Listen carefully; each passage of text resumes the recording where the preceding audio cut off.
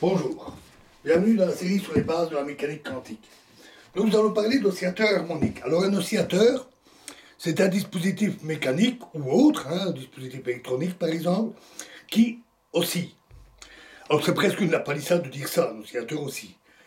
Sous une perturbation extérieure, il se met à varier périodiquement. Un exemple simple, c'est le pendule. Dans le cas idéal, on parle d'un oscillateur linéaire harmonique. Linéaire signifie que l'ampleur de l'oscillation est proportionnelle à la cause qui l'a provoquée, telle qu'une force. Harmonique signifie que ces oscillations sont sinusoïdales, avec une fréquence bien précise. En particulier, il n'est pas amorti, c'est-à-dire qu'il oscille indéfiniment tant qu'on ne l'arrête pas. C'est-à-dire qu'il y a une absence totale de frottement. À l'inverse, quand les oscillations diminuent petit à petit, on parle d'oscillateur amorti. Et un exemple simple aussi, c'est la suspension d'une voiture, composée de ressorts et d'amortisseurs. Ici, on s'intéressera aux oscillateurs harmoniques linéaires. Un exemple est fourni par un ressort qui est attaché à un point fixe et à une masse mobile M. Donc on a un point fixe, un ressort et une masse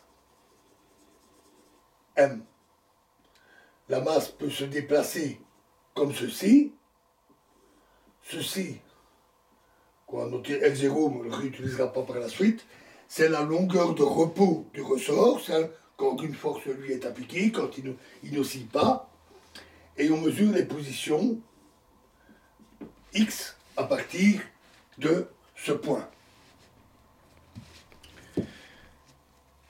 Ressort idéal signifie ici pas de frottement, pas d'altération du matériau, de fatigue du matériau suite aux étirements, le matériau constituant le ressort. Et une force de rappel strictement proportionnelle à l'élément, à l'étirement ou la compression du ressort.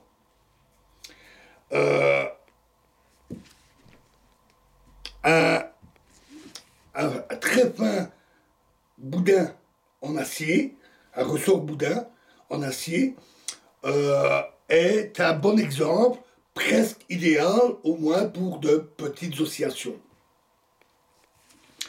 La constante de proportionnalité entre la force de rappel et l'étirement s'appelle la raideur du ressort, et elle se note grand K.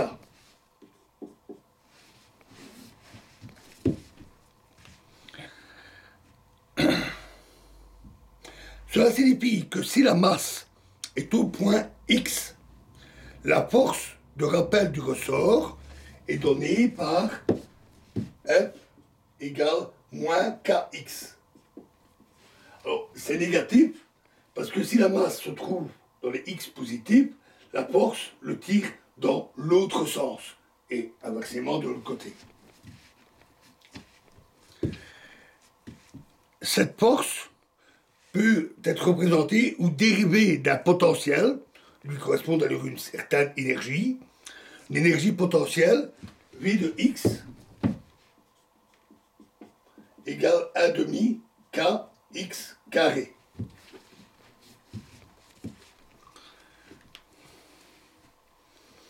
Dans le cas classique, avec un moins devant, le moins. Dans le cas classique, donc non quantique, une telle masse va osciller avec une amplitude qui est proportionnelle à la perturbation initiale et une fréquence précise, quelle que soit l'ampleur des oscillations. La fréquence précise, c'est appelé fréquence propre, qu'on peut noter par la pulsation oméga C, et dont la valeur est donnée par oméga C au carré est égal à m, la masse du ressort, de la masse ici, divisé par k, la raideur.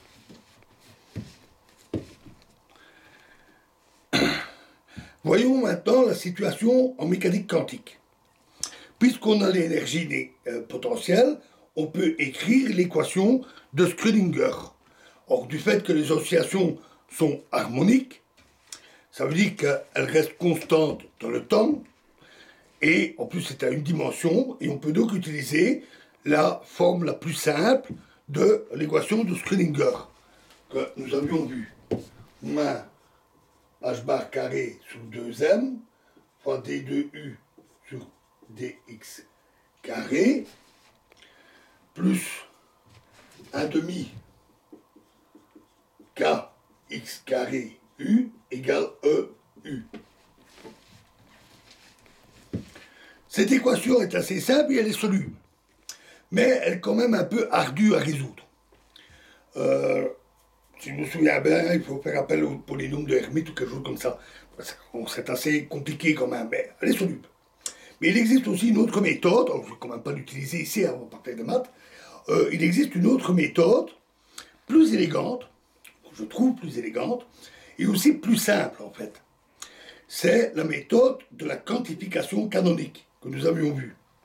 On remplace les variables x et p par des opérateurs dans l'énergie potentielle et l'énergie cinétique, et on pose x, p moins px égale i h bar,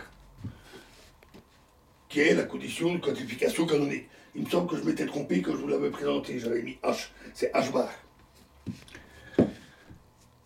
Et cette donnée seule suffit pour résoudre entièrement le problème.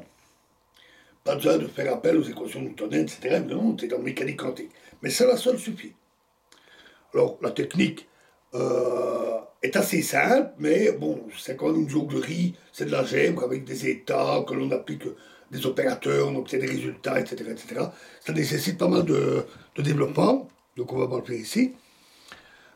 Et on trouve alors que l'énergie, on obtient évidemment les mêmes solutions avec les deux méthodes, hein.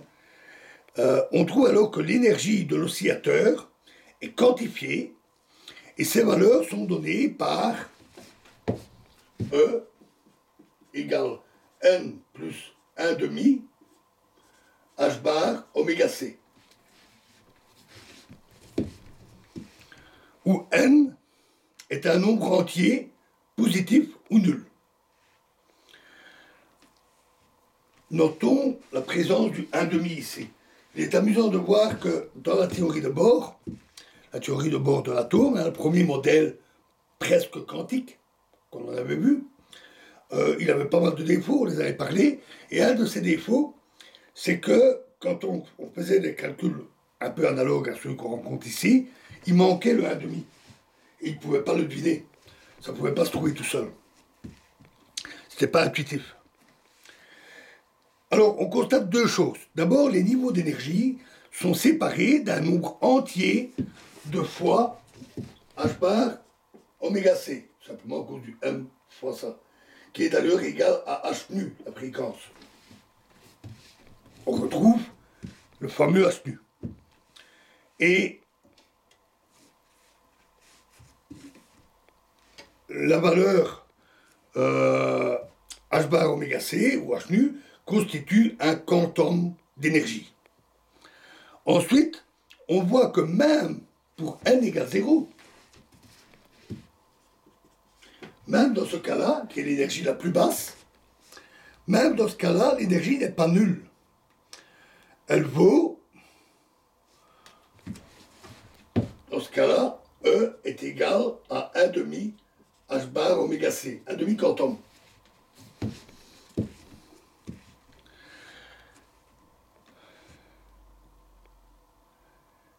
Cette énergie minimale est appelée aussi parfois énergie de point zéro. Ça a même été repris par la science-fiction. Hein, si vous avez vu les Stargate, vous devez vous souvenir des fameux EPZ, ces fameuses batteries des anciens, qui se consomment par augmentation d'entropie et qui utilisent l'énergie de point zéro, EPZ, énergie de point zéro. Donc voilà, c'est de la science-fiction. Cela veut dire qu'en mécanique quantique, l'oscillateur n'est jamais au repos. Il y a toujours une petite oscillation résiduelle. On peut aussi, et c'est un peu logique, hein, parce que s'il n'oscillait plus du tout, ça veut dire qu'il serait à une position bien précise, la position de repos, et qu'il n'aurait pas de vitesse, pas de mouvement. Et évidemment, le principe de la détermination serait violé.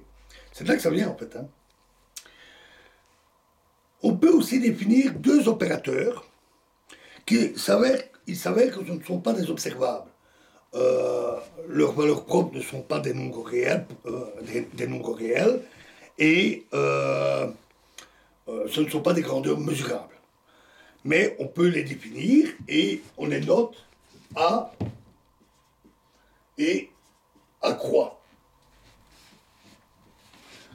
En fait, la croix ici, je l'ai dessinée comme un petit plus, mais dans la typographie, c'est plutôt une croix comme ceci, avec même des petits bords pointus, comme ça, si je me souviens bien, et qu'on appelle une dague, dagger en anglais. Ici, je dis à croix, c'est plus facile. Et ce symbole, ce petit plus, cette petite croix représente une opération appelée conjugaison hermétique. Rappelez le fameux astérisque, la conjugaison complexe dont je vous avais parlé. Eh bien, c'est un peu la même chose, mais sur des opérateurs.